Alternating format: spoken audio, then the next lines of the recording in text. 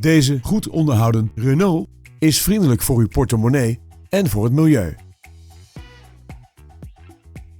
Met zijn pittige motor stuurt u deze auto vlot door het verkeer heen.